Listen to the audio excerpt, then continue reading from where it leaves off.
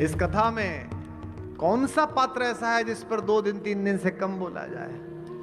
आजकल employees employer के बीच बहुत झगड़ा चल रहा है। एम्प्लॉय का कहना है मुझसे काम ज्यादा लिया जा रहा है, एम्प्लॉयर कह रहा है कि मुझे आदर कम दिया जा रहा है। सेवक और सेवकाई के बीच का झगड़ा चल रहा है। इसी कहानी में अगर हनुमान को जान लो तो पता चलेगा। आपने कभी सोचा कि इस देश में सुग्रीव का मंदिर क्यों नहीं है? लड़ाई तो राम जी के साथ सुग्रीव ने भी बड़ी अद्भुत करी थी भाई, पीछे ही खड़े हो गए थे। हनुमान जी तो अकेले ही थे, सुग्रीव तो पूरे खानदान को लेकर लड़े। पुत्र भी लड़ रहा है, भतीजा भी लड़ रहा है, अंगद पूरी सेना लगा दी है। सबसे पहली बार जो लोग भेजे वे भी सुग्रीव की सेना के ही थे, क्योंकि सुग्रीव ने राम काज में संशय किया। जब आप बड़ा संकल्प धारण करते हैं तो आगे क्या मिलेगा इसकी अगर सोचकर संकल्प धारण करते हैं तो आपको कुछ नहीं मिलेगा। भगवान राम के साथ समुद्र के पार लड़ने के लिए जो गए थे उनमें से एक भी व्यक्ति अयोध्या की राज सत्ता में भागी नहीं बना। उनमें से किसी ने वहां जाकर पोर्टफोलियो के लिए नहीं लड़ाई की। उनमें से कोई व्यक्ति आयोग के लिए नहीं मरा। वे सब इसलिए गए थे क्योंकि सत्य असत्य को पराजित करने के लिए आया था, क्योंकि विश्व के अंधकार से लड़ने के लिए प्रकाश का पुंज आया था, क्योंकि उनकी आत्मा में अवधारणा थी कि हमें असत्य से सत्य की ओर चलना है। प्रतिभा और प्रतिबद्धता का मणिकांचन संयोग देखना हो तो हनुमान को देखो। बहुधा प्रतिभा अहंकार पैदा करती है। और याद रखिए, देश चलाना हो, राज्य चलाना हो, परिवार चलाना हो,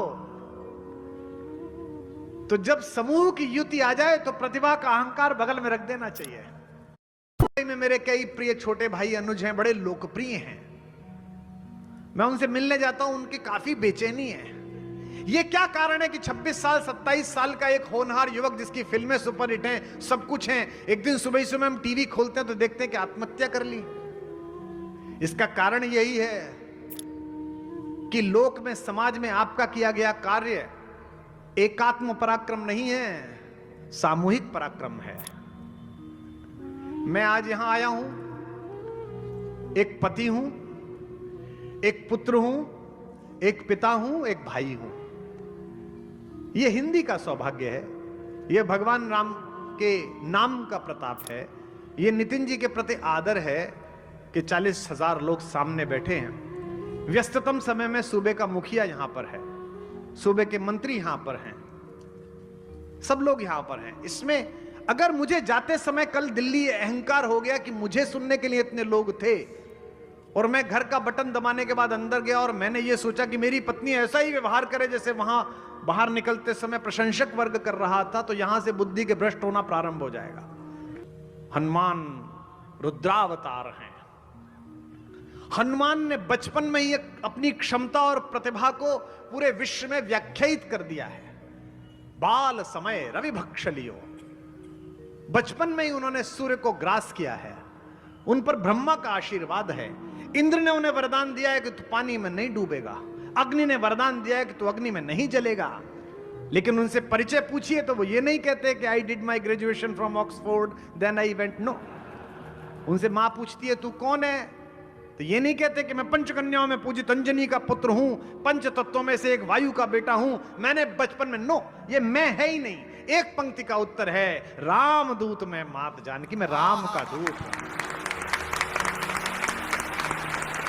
आखिरी छोर पर खड़े हुए जिस मतदाता ने आपको मत देकर या बिना मत दिए निर्वाचित किया है, आप उसकी सेवा में खड़े हुए सर्वोच्च प्रतिनिधि मात्र हैं। यह हनुमान सिखाते हैं। प्रतिभा अक्सर प्रतिबद्धता से अलग हो जाती है। प्रतिभा को लगता है कि मैं प्रतिबद्ध कैसे हो सकता हूं। इस देश में हनुमान कम नहीं है।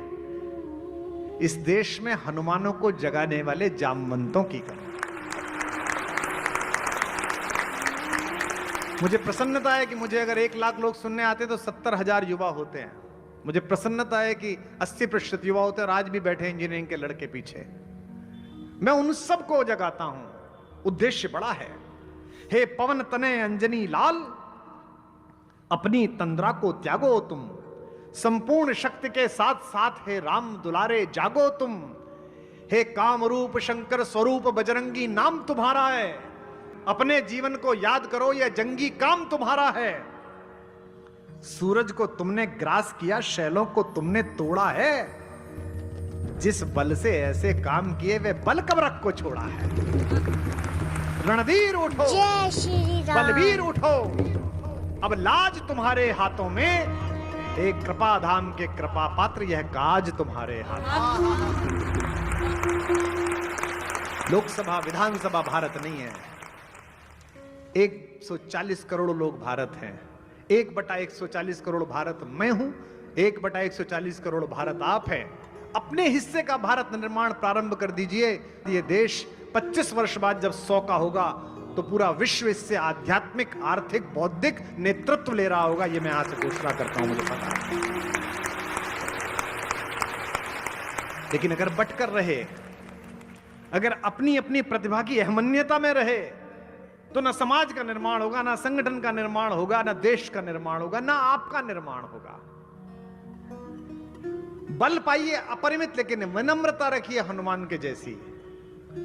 आकाश में हनुमान चले, भगवान के जीवन के सबसे संकटपूर्ण क्षण में खड़े हुए साथ। भगवान राम सबका संकट टालते हैं, लेकिन भगवान के जीवन में एक संकट आया कि उनकी बाईं भुजा के समान, दाईं भुजा के समान प्रिय लक्ष्मण जी मूर्छा में आ गए। और सुषेण वैद्य ने कहा कि सूरज के निकलने से पहले अगर जड़ी नहीं आई संजीवनी तो प्राण नहीं बचेंगे।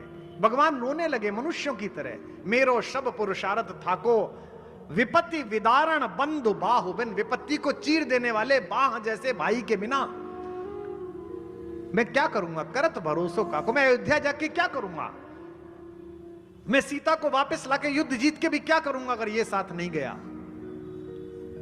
ऐसे समय में हनुमान आकाश मार्ग से चले। सीखो ऐप महीने का बस 1 रुपए लेती है। आप सब जानते हैं कि सूर्य कभी नहीं छिपता।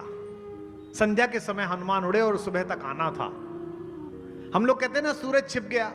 आप सब जानते हैं विज्ञान के विद्यार्थी, सूरज नहीं छिपता। हमारी मां पृथ्वी हमें गोद में लेकर हमारे पिता सूर्य की ओर से पीठ फेर लेती है।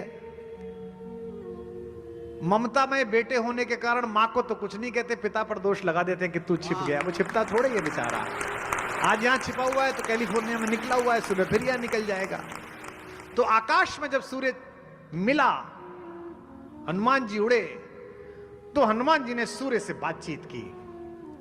भारत के विदेश मंत्री की यह बातचीत होनी चाहिए यूनाइटेड नेशंस में। भारत के विदेश मंत्री की यह बातचीत होनी चाहिए उस छोटी आंख वाले देश में जिसकी ओछी नजर भारत के ऊपर है।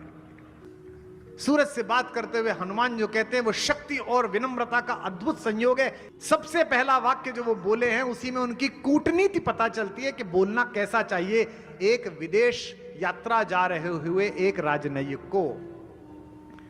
हे सूरज इतना याद रहे, संकट एक सूरज वंश पे है। कहते हैं राम भी तो सूर्यवंशी है, मैं तो तुम्हारा ही काम करने जा रहा हूं। इसे कहते हैं हे सूरज इतना याद रहे, संकट एक सूरज वंश पे है। लंका के नीच राहु द्वारा आघात दिनेश अंश पर है। और पोलाइट होते हैं, मेरे आने से पहले यदि किरणों का चमत्कार होगा तो सूर्य वंश में सूर्यदेव निश्चित ही अंधकार होगा। आशा है स्वल्प प्रार्थना यह सच्चे जी से स्वीकारोगे। आतुर की आर्त अवस्था को होकर करुणार्ध निहारोगे। इसलिए छिपे रहना भगवन। जिसने राम के अलावा किसी को ईश्वर नहीं माना वो सूर्य से कह रहा है। हनुमान जी कह रहे हैं इसलिए छिपे रहना भगवन। जब संकट निशा मिटा दूं मैं, बस तभी प्रकट होना दिनकर। जब जड़ी पहुंचा दूं मैं। और 8 पंक्तियों के बाद फिर धीमे से अपना विजिटिंग कार्ड निकालकर भारत का स्वर गूंजता है। अन्यथा क्षमा करना दिनकर। अंजनी तनय से पाला है। बचपन से जान रहे हो तुम हनुमत कितना मत वाला है।